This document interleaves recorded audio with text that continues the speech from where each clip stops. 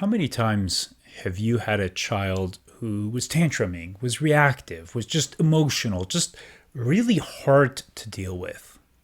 We've all experienced it as parents. I mean, you may be blessed to have that angelic child that does not no emotional reactions, and you're very lucky because those kids exist.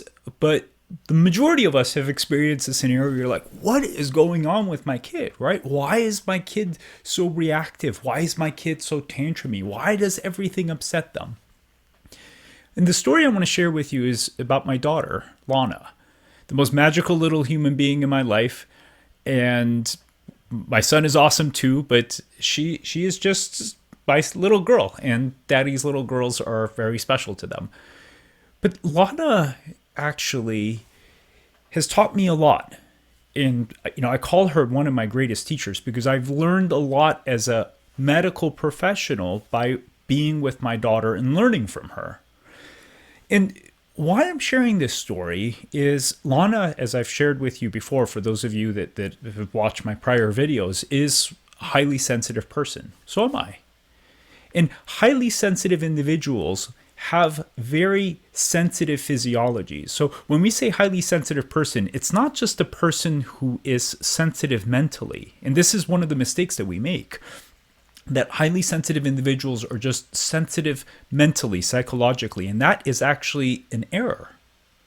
Highly sensitive individuals are physiologically very sensitive. Their bodies are sensitive. Their bodies are fragile and far more reactive than, say, for instance, my son, who will probably become a high school football quarterback. And he's strong and he's resilient. And you can see that his body is going to be one of those bodies where he can live in a toxic soup and it will not faze him at all because his physiology is that robust. And there are a lot of people who have that kind of strong physiology, and he doesn't get fazed by sound. He doesn't get fazed by, environmental stimuli. He loves it, actually. Whereas my daughter, when things go wrong, and things really become hard for her. And it breaks my heart to see her struggle like this. And as she struggles, we as a family struggle. So what is it about highly sensitive individuals that causes them to be this way? Well, it turns out that at multiple levels, at the gastrointestinal tract level, at the immunological level, at their ability to detoxify, their mitochondria, at multiple physiological levels, these individuals, Lana being one example, are far more vulnerable. And this is the population of children I work with. So this isn't speculation. I mean, this is what I do in my office every day. I actually help children exactly like her who happen to be suffering at a far greater degree get well. And what's really amazing about this is the Lanas of the world who are healthy, when they're healthy, they are these imaginative, creative, really magical human beings that come up with things that are just incredible to see. And they're loving and they're compassionate and they're just kind and they're just, it's truly a beautiful thing to witness. When the same individual becomes unhealthy, so when that highly sensitive individual becomes unhealthy, it becomes a borderline nightmare to see. Because now they're reacting and they're tantruming. And it could be a 10-year-old. I've had patients who are 10-year-olds. I'm like, that's a tantrum, right? And they're like, yeah, my 10-year-old is having tantrums that last 45 minutes. They become easily upset. They start having big emotions where everything just causes them to, completely lose their head. They become highly anxious, where they become overwhelmed in the environments that they're in and they can't function, they can't socialize. And this is the part that is really sad to see. And the coolest part is we can actually change this. We can do something about this. We can make it better. But it starts with a degree of awareness. So how is this relevant to my Lana? Well, it turns out that with Lana, when we keep her diet clean, which means very little sugar, we limit gluten and dairy, and we don't completely X gluten and dairy out because, limiting it for children who are overall doing well, the psychological, social factors are actually too significant, and that becomes a problem. Whereas at home, we're mostly gluten-free. She has a little dairy, a little slice of cheese here and there when she wants it, but it's not a large part of her diet. And the reason for this is these foods, gluten, dairy, and sugar, happen to be rather inflammatory, and sugar itself and high carbohydrate foods cause blood sugar fluctuations. And highly sensitive individuals do not, and if there's nothing you take away from this video, it is this: highly sensitive individuals do not do well with low blood sugar. So ingrain that into your brain, and remember, highly sensitive individuals do not do well with low blood sugar. They crash. I go completely berserk. My daughter goes berserk. Most of the kids that I take care of, if they're crashing their blood sugar, go berserk. So one example is your kid is at school. They're fine in the morning. They're kind of overwhelmed at school, so they don't really eat much. Maybe they have a little piece of toast or a little piece of fruit. Whatever it is basically a carbohydrate or sugar. And by the end of the day, that child is completely flipping out and reacting. Why are they reacting? It's because their blood sugar is low. And when their blood sugar is low, you might as well just throw that child into a tailspin and see how they do.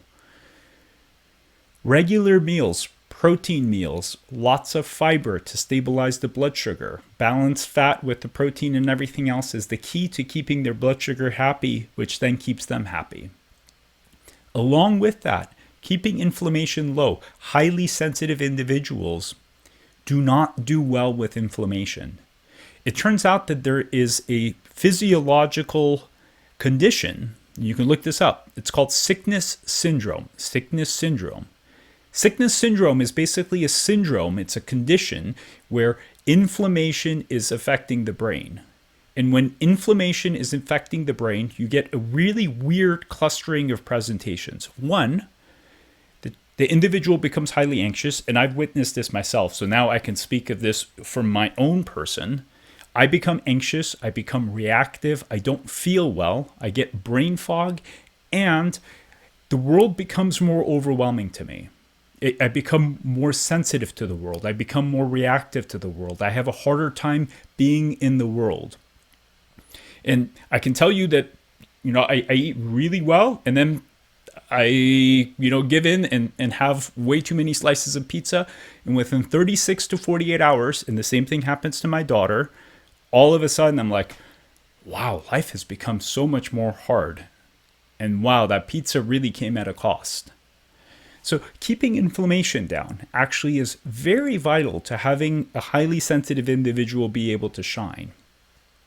Making sure the highly sensitive individual is not exposed to large amounts of toxins, whether they be glyphosates in various pesticides or insecticides, whether they be gobs of plastics and other chemicals that could be coming in through the food products, or if your kid is taking a water bottle to school, and we're talking just the regular Arrowhead small water bottles, all of those things over time have an impact.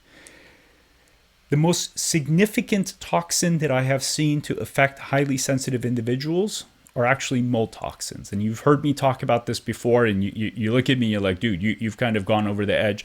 It's because mold toxins in highly sensitive individuals are probably the worst combination disaster you can imagine. So making sure this individual is living a clean life, that you're mitigating the toxin exposure when possible. Obviously, we can't keep everything perfect or clean, and that is not the goal. And you'll see future posts of me talking about what things you can do to optimize detoxification to buffer and counteract the effects. The other thing is keeping the mitochondria happy. The highly sensitive individuals genetically, and this is something I've seen across the board, highly sensitive individuals genetically have less optimal mitochondrial functioning. Their mitochondria are fragile. Their mitochondria are less robust than other individuals. And one of the ways we see this happen is that highly sensitive individuals tend to tire more quickly. Their energy production is less robust than other individuals. So if you look at highly sensitive individuals and you put them side by side, and you've got my little guy Lev, who is running 1,000,000 miles an hour all the time. This guy does not stop. And then there's my daughter, who actually prefers to sit. She prefers to play quietly. She doesn't like exerting herself as much. It comes at a cost. She has to really push herself. And I'm the same way. I have to really push myself to keep going. And the more I do it, obviously, the better my energy becomes, which is why I try to exercise often. But the mitochondria of highly sensitive individuals are generally less robust. And by keeping inflammation down, by keeping the diet healthy, by really minimizing toxin exposure, that's one way to optimize mitochondrial functioning. The other way is to actually supplement. So what I do for myself, what I do for my patients, and what I do for my daughter is we actually take some supplements to really rev up the mitochondria. It's like putting 91 octane fuel in your car. By taking the supplements, and I've shared some before, Spectrum Needs is one of the products that I happen to like. I have no affiliation with them. The compound called PQQ that you saw a prior post on is actually something that I have become so impressed by because it is a mitochondrial rescue, as some people call it. It becomes a mitochondrial antioxidant. It supports mitochondrial functioning and keeps the mitochondria running at a robust level. And you don't need to give your kids, if they're healthy, you don't need to do this every day. Like, I'm not pushing supplements on my daughter every day, but twice a week. It's like, hey, sweetheart, let's do some lemonade together. And we do it together. And we share the lemonade. And, she's not terribly happy with it, but she does it. And by doing all of these things, what we do is we create a scenario where this magical human being's physiology is running efficiently. It's running well. And what happens when that is in place, and obviously there's parenting involved and there's psychological pieces, so I'm not dismissing that piece. We're aware of how we communicate with her. We're aware of how we are with her.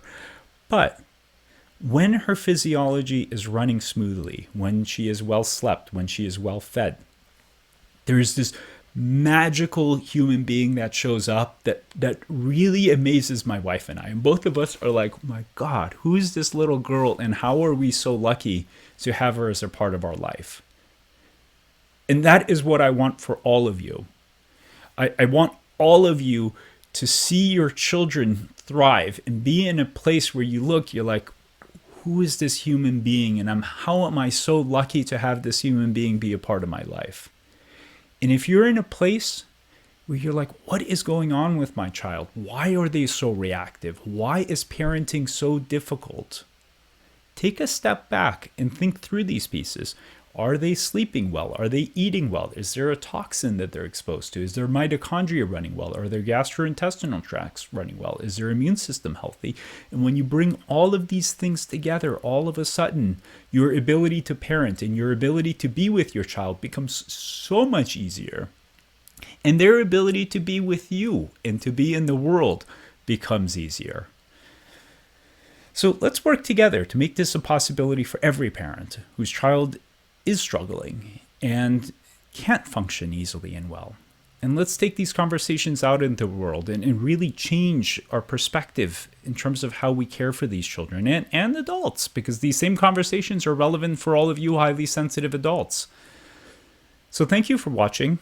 This is Dr. K, and I look forward to chatting with you all soon. You be well. Bye-bye.